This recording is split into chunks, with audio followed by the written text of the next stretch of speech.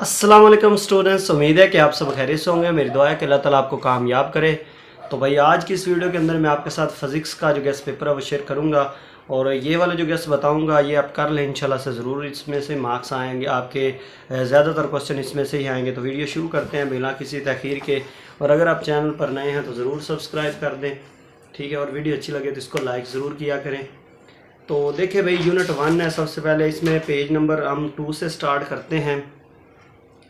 Page number 2 पे है जी simple harmonic motion. और इसके साथ अगर आपने लॉन्ग क्वेश्चन भी करना है तो ये motion of a mass attach to a spring, ये वाला कर लें, ये बड़ा इंपॉर्टेंट है और इसमें से जो है वो आते हैं।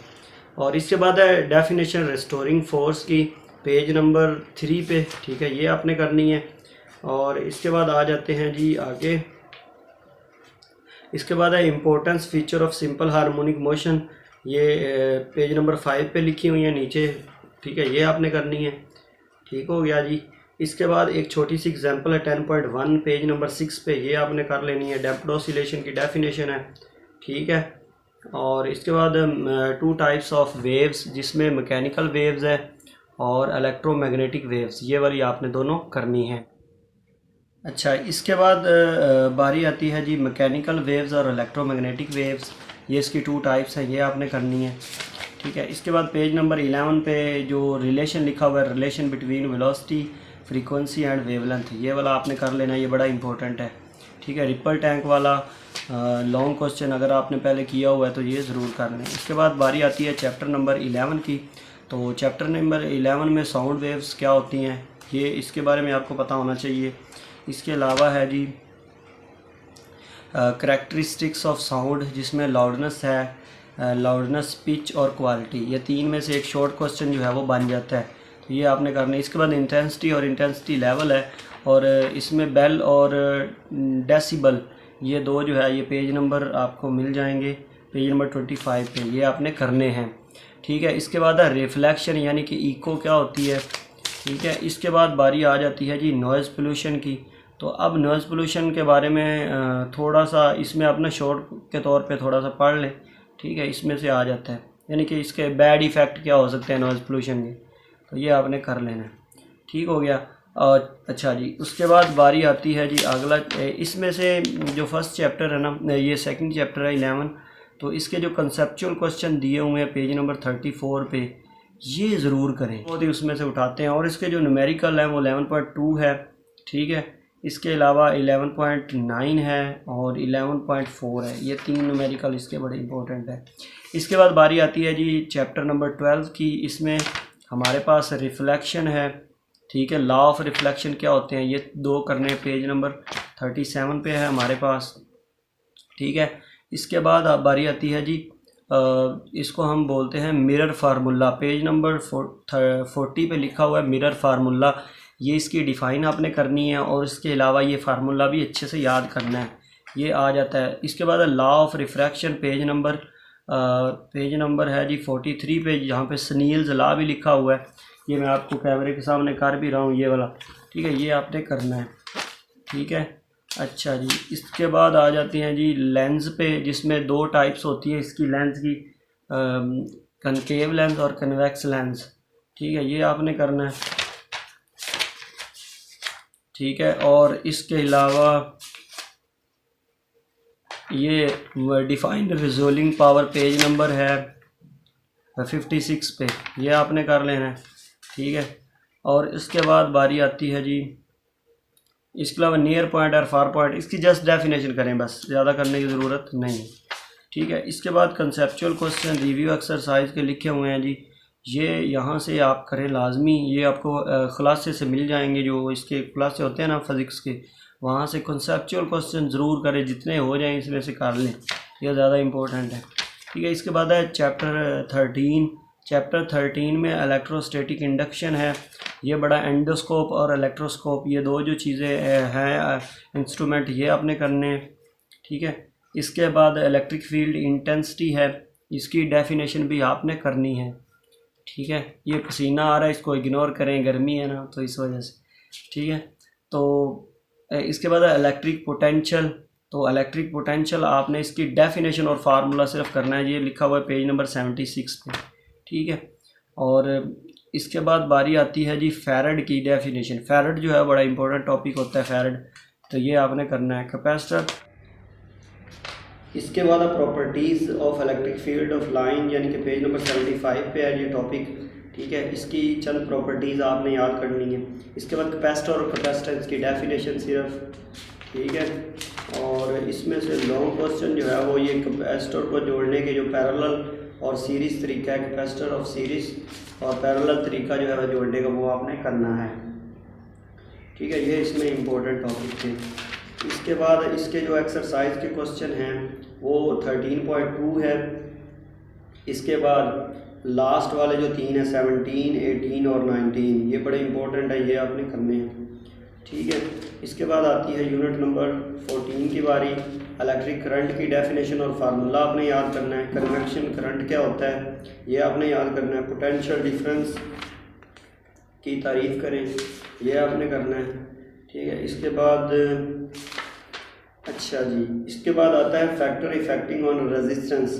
तो ये शॉर्ट क्वेश्चन बड़ा इंपॉर्टेंट बन सकता है और लॉन्ग के लिए भी ये बड़ा इंपॉर्टेंट है, अगर आप कर लें तो ठीक है। इसके बाद कंडक्टर और इंसुलेटर में फ़र्क, ये बड़ा इंपॉर्टेंट, पेज नंबर 100 पे आई है, ठीक है। और इसके अलावा इसमें आपने करना है जी जॉल लॉ करना है, इसकी डिफ़ाइन कर लें और एक फार्मूला याद कर लें। और अगर लॉन्ग भी ये आ जाता है, लॉन्ग के लिए अगर आप करना चाहते हैं तो फिर भी कर सकते हैं। इसके बाद इलेक्ट्रिक पावर है, ठीक है।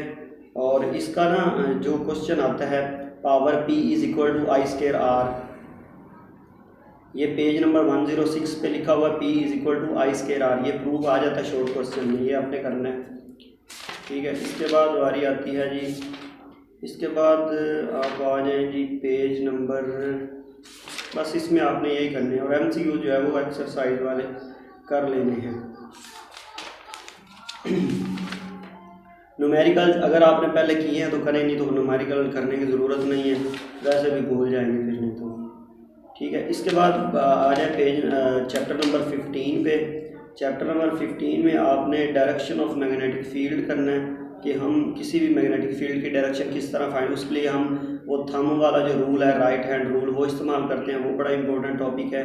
इसके अलावा मैग्नेटिक फील्ड ऑफ सोलिनॉइड, ठीक है, मैग्नेटिक फील्ड वाला टॉपिक आप याद कर लें, ठीक है। इसके बाद किसी भी फोर्स की डायरेक्शन किस तरह फाइंड करते हैं, फ्लेमिंग का लेफ्ट हैंड का जो रूल है वो पेज नंबर 128 पे वो कर लें, ठीक है। DC मोटर क्या होती है, ठीक है, ये शॉर्ट क्वेश्चन आ जाता है। इसके रेटर जो होता है वो मैकेनिकल और इलेक्ट्रिकल एनर्जी में चेंज करता है, ये बड़े इंपॉर्टेंट क्वेश्चन है दोनों, ये आपने करने हैं, ठीक है। इलेक्ट्रोस्टैटिक इंडक्शन वाला टॉपिक है। इसके बाद है म्यूचुअल इंडक्शन, इसकी डेफिनेशन आपने याद करनी है और उसकी ये जो डायग्राम आपको नज़र आ रही है ये बड़ी इंपॉर्टेंट है, ये आप शॉर्ट के लिए कर सकते हैं, ठीक है। इसके बाद आ जाए जी पेज नंबर, इसके बाद इसकी रिव्यू एक्सरसाइज के MCQs आपने करने हैं और इसकी जो शॉर्ट क्वेश्चन है वो 15.5 है, 15.6 है, 15.10 है, ठीक है। और इसके अलावा बस इसमें से यही है और कंसेप्चुअल क्वेश्चन जो है वो भी आपने पढ़ लेने हैं इसके, जिसमें ये what is difference between generator and motor लिखा हुआ है, तो ये आपने करने हैं, ठीक है, कंसेप्चुअल। इसके बाद आ जाए 16 पे, इसमें थर्मिनी कमीशन की जो डेफिनेशन है, ठीक है, ये आपने करना है, इलेक्ट्रॉन का जो कार्बन होता है बताइए। और इसके अलावा कैथोड रे ऑसिलोस्कोप जो है यानी कि CRO का मतलब क्या है, तो कैथोड रे ऑसिलोस्कोप इसको बोलते हैं। और इसके जो मेन पार्ट्स होते हैं वो इलेक्ट्रॉन गन होती है जिसमें से इलेक्ट्रॉन होते हैं, रिफ्लेक्टिंग प्लेट है, फ्लोरिसेंट स्क्रीन है, ठीक है। फ्लोरिसेंट स्क्रीन यानी कि जिसके ऊपर इलेक्ट्रॉन टकराते हैं ना तो वहाँ पे स्पॉट बनता है, ठीक है। तो ये इसकी जो डायग्राम है, ये लॉन्ग क्वेश्चन के लिए अगर आप करें तो पूरा कर लें, ये बड़ा इंपॉर्टेंट है, ठीक है। अच्छा जी, इसके बाद बारी आती है जी एंड गेट, इसके बाद एंड गेट है, ठीक है, not and operation, not operation है, ये वाले आपने करने हैं। नॉर गेट है, यूजेज ऑफ लॉजिक गेट्स, ये बड़ा इंपॉर्टेंट क्वेश्चन है, ठीक है, यूजेज ऑफ लॉजिक गेट्स, ये जो है 2 नंबर का आता है हर दफ़ा पेपर में। तो इसके बाद इसके MCQs हैं, ये आपने करने हैं, न्यूमेरिकल इसके आपने नहीं करने, ठीक है। अच्छा जी, इसके बाद आता है जी 17 इंफॉर्मेशन एंड कम्युनिकेशन टेक्नोलॉजी। तो इसमें आपने कंपोनेंट्स ऑफ कंप्यूटर बेस्ड, इसके जो कंपोनेंट हार्डवेयर सॉफ्टवेयर डाटा ये वाले कर लें, ये आ जाते हैं। उसके बाद है जी फैक्स मशीन और सेल फ़ोन में क्या फ़र्क है, तो ये आप कर लें। या फ़ोटो फ़ोन भी आ जाता है, फ़ोटो फ़ोन जिसमें दो तरफा कम्युनिकेशन हो सकती है, यानी कि हम एक दूसरे की तस्वीर भी देख सकते हैं। इसके बाद है इंफॉर्मेशन स्टोरेज डिवाइस, जिसमें प्राइमरी और सेकेंडरी ये दोनों इंपॉर्टेंट है, ये आपने करनी है, ठीक है। इसके बाद है हार्ड डिस्क, यानी कि सीडी और डीवीडी में क्या फ़र्क है, ये आपने करना है। एप्लीकेशन ऑफ कंप्यूटर है, चंद एप्लीकेशन या यूजेज ऑफ इंटरनेट है। यूजेज ऑफ इंटरनेट तो वैसे भी सबको ही पता है। इसके बाद है जी चैप्टर नंबर 18, लास्ट चैप्टर है। इसमें इंपॉर्टेंट जो टॉपिक्स हैं वो है सबसे पहले आइसोटोप्स हैं, ठीक है। बैकग्राउंड रेडिएशन, न्यूक्लियर ट्रांसमिटेशन की डेफिनेशन करनी है। अल्फ़ा बीटा गामा रेज की जो प्रॉपर्टीज़ हैं उनमें फ़र्क आपने करना है, ठीक है। इसके अलावा हाफ लाइफ वाला टॉपिक जो है बड़ा इंपॉर्टेंट है, ठीक है। इसके बाद यूजेज ऑफ रेडियो आइसोटोप्स, ठीक है। और इसके अलावा आ जाता है जी फिशन रिएक्शन और फ्यूजन रिएक्शन में फ़र्क, न्यूक्लियर फ्यूजन और न्यूक्लियर फिशन रिएक्शन में फ़र्क आ जाता है, ठीक है। इसके बाद है इनके नुकसानात क्या हैं, यानी कि hazards of radiation and safety measures. तो जो जो टॉपिक मैंने बताए हैं ये कर लें, इंशाल्लाह से इनमें से ही आएंगे। और अगर आप लास्ट चैप्टर के न्यूमेरिकल करना चाहते हैं तो इसके जो पहले 4 न्यूमेरिकल हैं, 3 न्यूमेरिकल हैं, ये कर लें, इनमें से एक न्यूमेरिकल आ जाता है। तो आज के लिए बस इतना ही था, मिलते हैं नेक्स्ट वीडियो में। अल्लाह हाफिज़।